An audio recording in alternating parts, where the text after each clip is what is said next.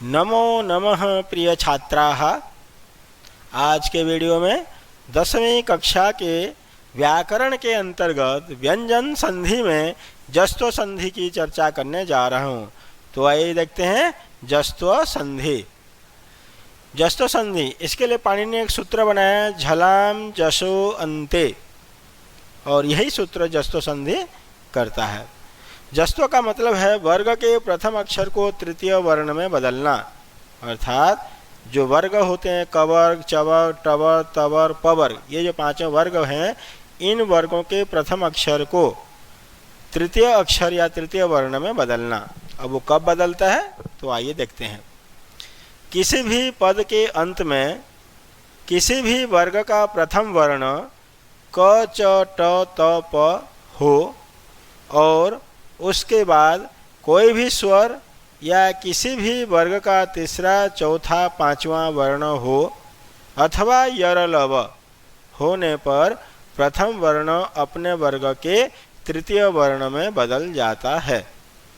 मतलब कहने का तात्पर्य यही रहा कि कोई पद रहेगा और उसके अंत में क, च, ट, त, प, इन पांचों अक्षरों में से कोई अक्षर होगा और उसमें हलंत लगा होना चाहिए, और उसके बाद अर्थात उसके आगे जो शब्द आएगा वो शब्द किसी स्वर से शुरू होना चाहिए या फिर किसी वर्ग के तीसरे, चौथे, पांचवें अक्षर से प्रारंभ होना चाहिए या फिर यरलव।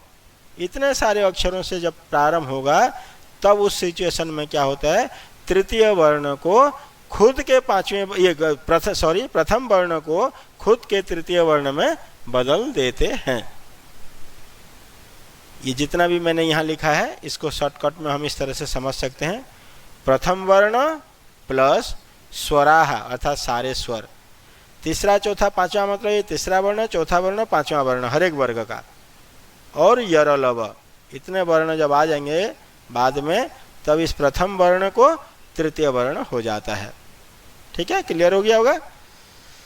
अब देखते हैं उदाहरणों को। उदाहरण से और अच्छी तरह से आप लोगों को समझ में आ जाएगा।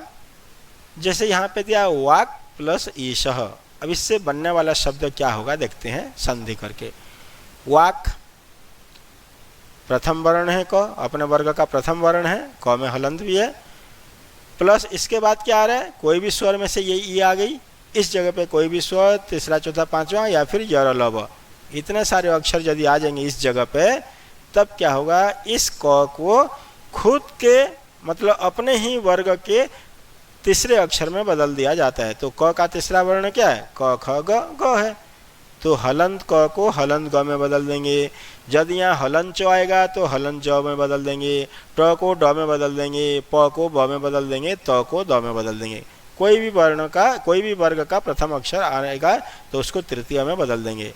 तो यहाँ क को ग में बदल दिए, वा और ग वाग हुआ, और ईश का ये जोड़ देंगे, ग हलंत ग में बड़ी मिल जाएगी तब बन जाएगा वागीश। तो इसका क्या हुआ उत्तर, वाग प्लस ईश ये बनेगा वागीश। तो ऐसे ही दूसरा उदाहरण देखते हैं। पृथक प्लस उच्यते, पृथक क में हलंत है प्लस उच्यते में ऊ है, तो कोई भी स्वरों में से स्वर आ गया तो क को ग कर दे, ग में ऊ मिल जाएगा तो गु बन जाएगा पृथक उच्यते। अच प्लस अंत, अब यहाँ आ गया च, च को ज कर देंगे, हलंज हो जाएगा, हलंज में अ मिल जाएगा तब बन जाएगा अजंतः। ऐसे एक उदाहरण और है च का, अच प्लस आदि ही, अच प्लस आदि अर्थात अजादि, च को ज कर देंगे और आ मिल जाएगा अजादि ही। अजादि का मतलब वे शब्द जो स्वरों से प्रारंभ होते हैं उनको अजादि कहते हैं, और अजंत का मतलब वे शब्द जो अच से अंत होते हैं अजंत कहलाते हैं। षट प्लस विंशति, यहाँ ट आ गया, अब ट को क्या करेंगे, उस वर्ग के तीसरा ट ठ ड, तो हलंड हो जाएगा। हलंड में इधर तो स्वर नहीं है, जिससे कि स्वर मिल जाता तो वो पूरा हो जाता। जब व्यंजन अक्षर आ जाएगा, विंशति में वो व्यंजन है यहाँ पे, तो व्यंजन आ जाएगा, यरलव में से वो आ गया तो ड हलंत का हलंत ही रहेगा, षट विंशति ही। षट प्लस आनन, अब यहाँ पे ट को ड कर देंगे, ड में आ मिल जाएगा, टा बन जाएगा षडानन। दूरात प्लस आगच्छति, दूरात दूर से आगच्छति आ रहा है तो त को द कर देंगे, द में आ मिल जाएगा, दा बन जाएगा दूरागच्छति। और देखते हैं कुछ और उदाहरण। षट प्लस देवता, यहाँ पे तीसरा वर्ण आ गया देवता, तवर का तीसरा वर्ण है त थ द, तो ट को क्या कर देंगे ड, तो षट प्लस देवता षट देवता।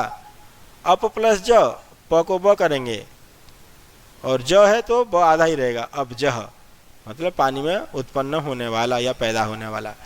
शुभ प्लस अंत शुभंत, शुभंत कहते हैं उन शब्दों को जिनके अंत में हलंत रहते हैं, वो शुभंत शब्द कहलाते हैं। अब चलत प्लस अनिशम, हलंत है, हलंत के बाद अ आ गया तो त को द कर दिए, फिर द में हलंत में अ मिल गया दनिशम, चल दनिशम। तो ये जस्तो संधि यहीं पर खत्म हुआ।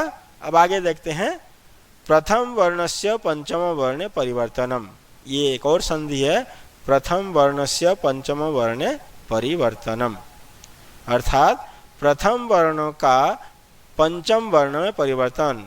किसी भी वर्ग के प्रथम वर्ण को उसके पांचवें वर्ण में कब परिवर्तन किया जाता है ये देखते हैं यहाँ पे।